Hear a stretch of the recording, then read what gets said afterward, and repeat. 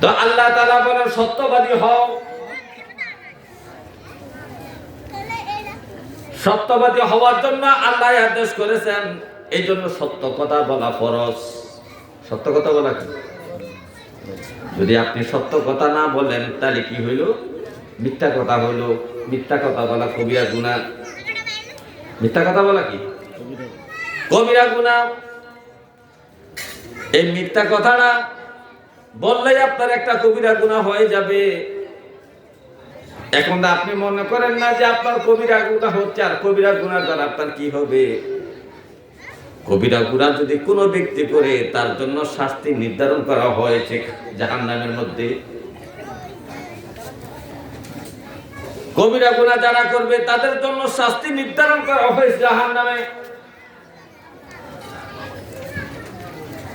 আল্লাহর নবীর একজন সাহাবী সামরা ইবনে জুনদুব রাদিয়াল্লাহু তাআলা আনহু, তিনি বর্ণনা করতেছেন, ও জগতের মানুষ, আমার নবীজি একদিন ফজর নামাজ শেষ করে আমাদের দিকে ফিরে বসলেন।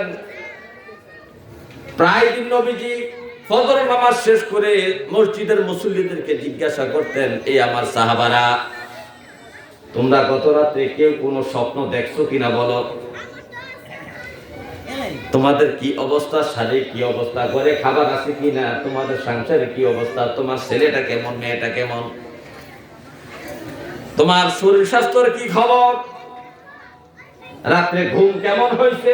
বিভিন্ন বিষয়ে নবীজি সাহাবায়ে কেরামকে ফজর নামাজ শেষ করে তাদের দিকে ফিরে বসে এগুলা জিজ্ঞাসা করতেন। তো সামরা ইবনে জুনদুব রাদিয়াল্লাহু তাআলা বলতেছেন যে নবীজি আমাদের দিকে ফজর নামাজ শেষ করে ফিরে আমাদের দিকে বসলেন। বসে নবীজি জিজ্ঞাসা করে, হে আমার সাহাবারা, তোমরা গত রাতে কোনো কেউ স্বপ্ন দেখছো কিনা? কেউ তোমরা স্বপ্ন দেখেছো? তো মসজিদের মুসল্লিরা বলতেছে, নবীর সাহাবীরা বলতেছে, ইয়া রাসূলুল্লাহ, আমরা তো গত রাতে কেউ স্বপ্ন দেখি নাই।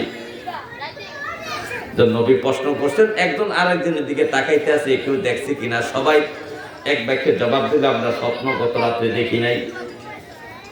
নবীজি বললেন, তোমরা যদি দেখে না থাকো, কিন্তু আমি গত রাতে একটা স্বপ্ন দেখেছি। তোমরা যদি গত রাতে স্বপ্ন নাও দেখে থাকো, কিন্তু আমি গত রাতে একটা স্বপ্ন দেখেছি। আমি স্বপ্নে দেখতে পাইলাম ফেরেশতারা, দুইজন ফেরেশতা আমার কাছে আসলো, আমাকে ঘুম থেকে জাগ্রত করলো।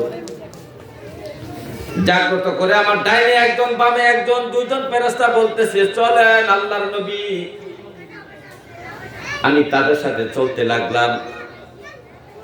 চলতে চলতে পবিত্র ভূমি শাম দেশের মধ্যে পৌঁছলাম, যেটা বর্তমানে সিরিয়া, ফিলিস্তিন,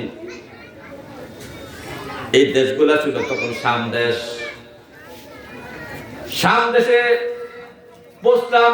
শাম দেশে পৌঁছার পরে আমাকে একটা মরুভূমি মাঠের মধ্যে নেওয়া হলো।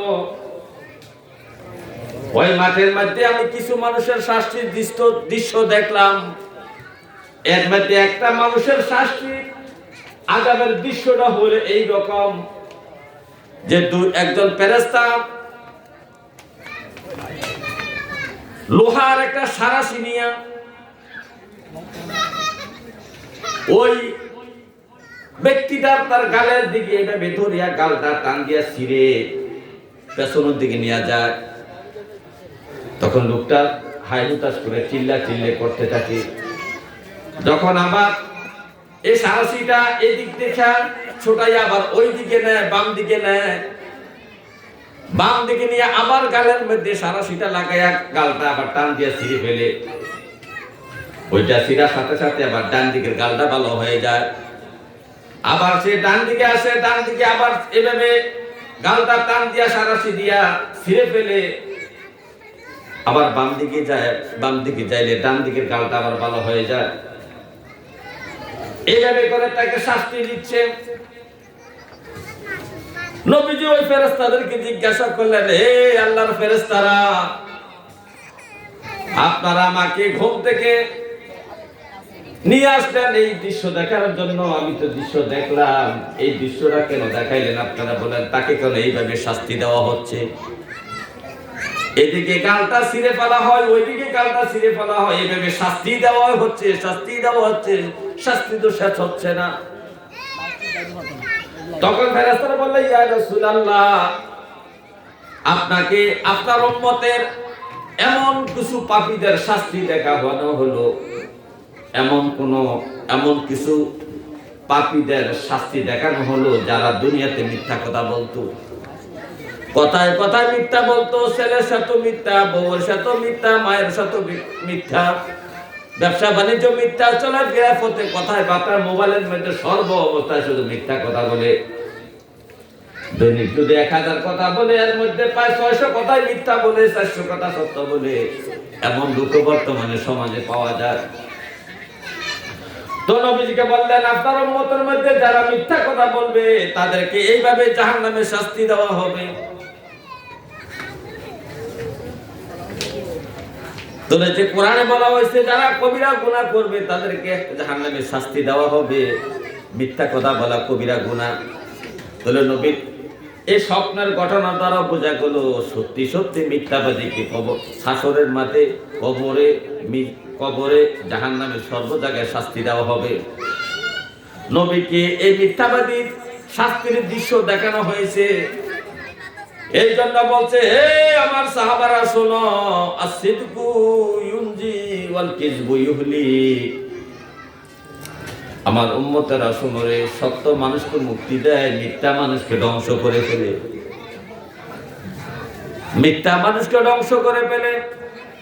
কেউ যদি একটা মিথ্যা হঠাৎ করে বলে ফেলে, এই মিথ্যাকে বাস্তবায়ন করার জন্য 1000টা মিথ্যা বলা লাগে। 1000টা, একটা মিথ্যা কি প্রমাণ করার জন্য 1000 মিথ্যা কথা বলা লাগে। যদি সে প্রথমে মিথ্যা কথা না বলতো, তাহলে এরপরে 1000টা মিথ্যা কথা তার বলা লাগবে না। এই জন্য নবীজি বলছেন, আসিদকু ইউনজি, তুমি যদি সত্য কথা বলো মুক্তি পাইয়া যাবে, আর যদি মিথ্যা কথা বলো তুমি ধ্বংস হয়ে যাবে। মদিনা শরীফের মধ্যে নবীজি অবস্থান করতেছেন, নবম হিজরিতে একটা ঘটনা। নবম হিজরিতে নবীজির একটা ঘটনা। মদিনার মধ্যে ইসলামের মুসলমানদের নবীজির দুশমন ছিল ইহুদি জাতি। এই ইহুদি জাতি রোম সম্রাটের কাছে চিঠি লিখলেন, ষড়যন্ত্র করে চিঠি লিখলেন, এই রোম সম্রাট শোনো, মুসলমানদের নবী, মদিনার বাদশাহ, মদিনার সম্রাট মুহাম্মদ রাসূলুল্লাহ সাল্লাল্লাহু আলাইহি সাল্লাম ইন্তেকাল করেছেন। এখন তারা বিশৃঙ্খলায় অবস্থায় আছে। এখন এই মুহূর্তে আক্রমণ করে মদিনাকে ধ্বংস করতে পারবে, মদিনাকে ধ্বংস করতে পারবে। এই কথা চিঠি লিখে যখন রোম সম্রাটের কাছে পাঠাইলেন, রোম সম্রাট 1 থেকে 2 লক্ষ 3 লক্ষ সৈন্য নিয়ে মদিনাকে ধ্বংস করার জন্য মদিনার দিকে রওনা দিয়েছেন।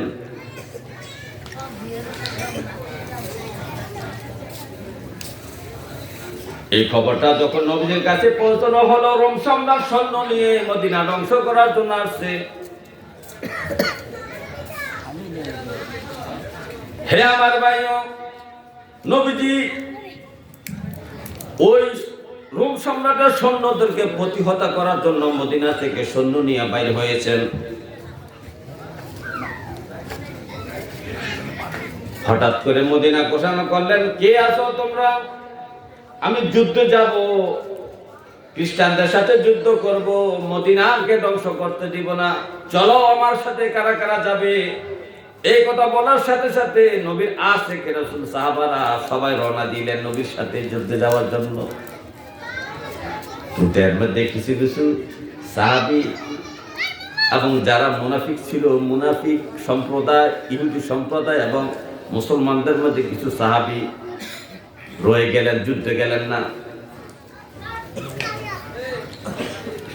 নবীজি যুদ্ধ শেষ করে, যুদ্ধ তো হলো না, মদিনায় আবার ফিরে আসলেন। আসার পরে যারা যুদ্ধে যাইতে পারে না ইহুদি সম্প্রদায়ের লোকগুলা বিভিন্ন বাহানা বলে বলে নবীর কাছে মুক্তি চাইলেন। এক ইহুদি বলে, হুজুর আমার এই শারীরিক সমস্যা, আরেকজন বলে আমার বউয়ের সমস্যা, আরেকজন বললে আমার ক্ষেতের সমস্যা, বিভিন্ন সমস্যা দেখায় দেখায় নবীর কাছ থেকে মুক্তি নিচ্ছেন। কিন্তু আশিক রাসূল তিনজন সাহাবী নবীর সামনে আইসা মিথ্যা কথা বলার তাদের সাহস হলো না।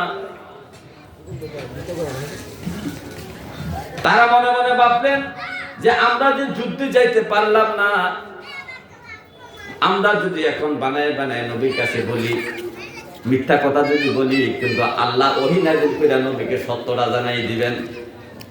ওহী নাযিল করে সত্য জানাই দিবেন। জিবরাইল কইব, না হুজুর আপনার এই সাহাবী এটা মিথ্যা কথা কইছে। এই জন্য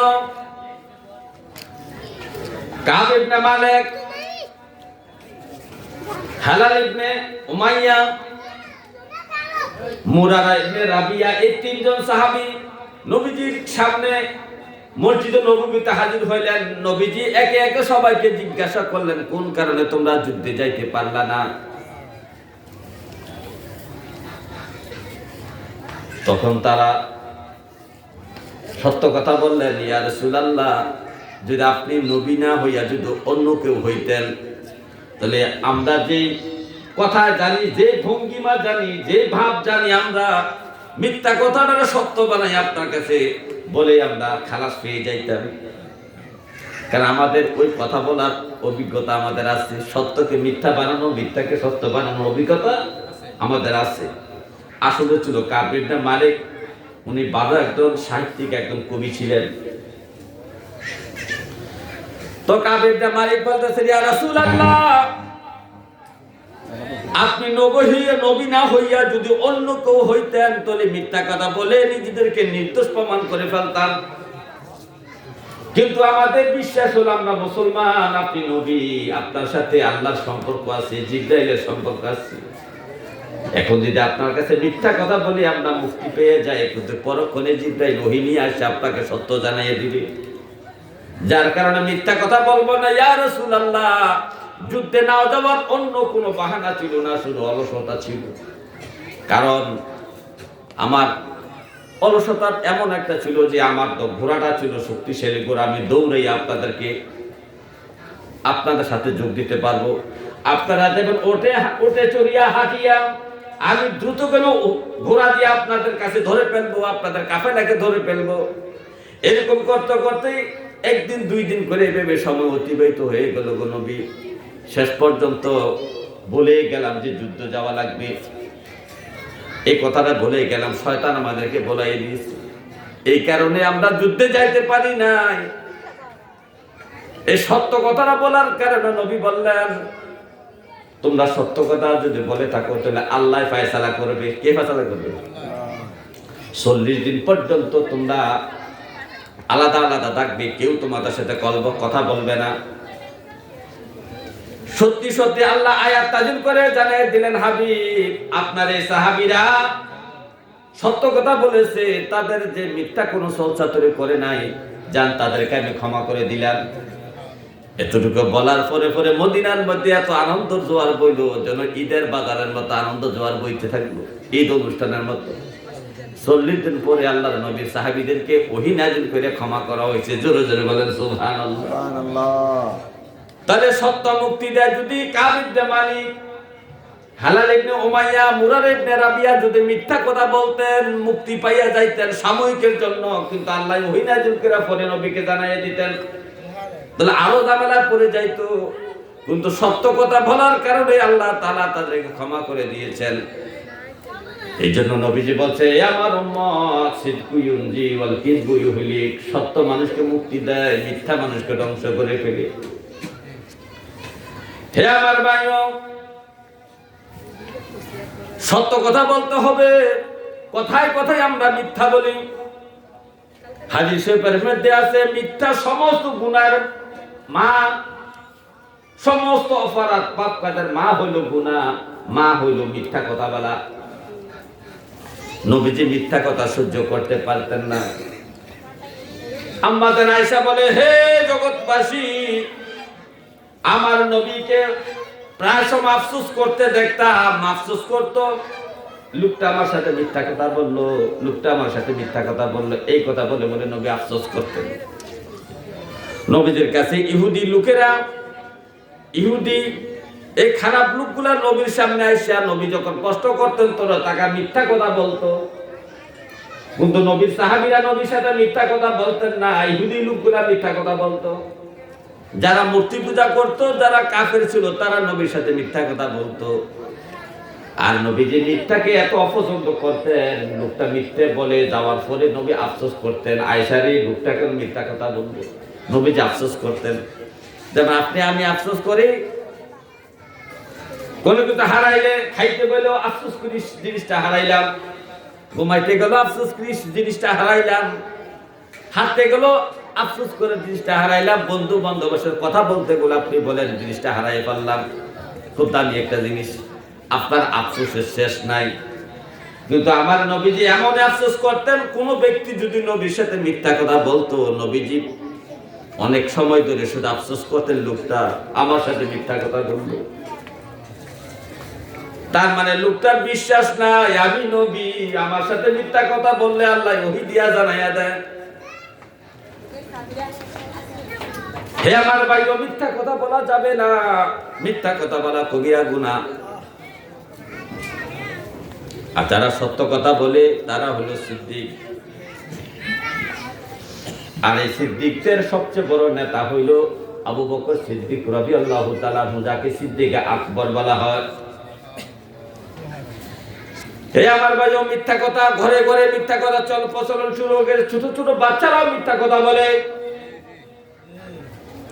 মা বাবা শাসন করে না, স্বামী স্ত্রীর সাথে মিথ্যা কথা বলে, স্ত্রী স্বামীর সাথে মিথ্যা কথা বলে, ভাই বোনের সাথে মিথ্যা কথা বলে। মিথ্যা খুব খারাপ জিনিস, মিথ্যা মানুষকে ধ্বংস করে দেয়। আমার নবীর কাছে এক ব্যক্তি আসলো, এই ব্যক্তি এসে বলতেছে, ইয়া রাসূলুল্লাহ, এমন গুনাহ নাই যে গুনাহ আমি করি নাই, এই গুনাহগুলা করা আমার বড় নেশা, যেমন মদ খাওয়া বড় আমার নেশা, মিথ্যা কথা বলা আমার একটা নেশা, মানুষকে ধোঁকা দেওয়া আমার একটা নেশা, নারীর প্রতি লোভ থাকা আমার একটা নেশা, এমন গুনাহ নাই যেই গুনাহ আমি করি না। নবী গো, আপনার কাছে আসছি, আমি মুসলমান হয়ে যাব, তবে আমাকে একটা উপদেশ দেন, আমি কোন আমলটা করলে সব কিছু পরিত্যাগ করতে পারবো, সব গুনাহগুলো আমি পরিত্যাগ করতে পারবো, এমন একটা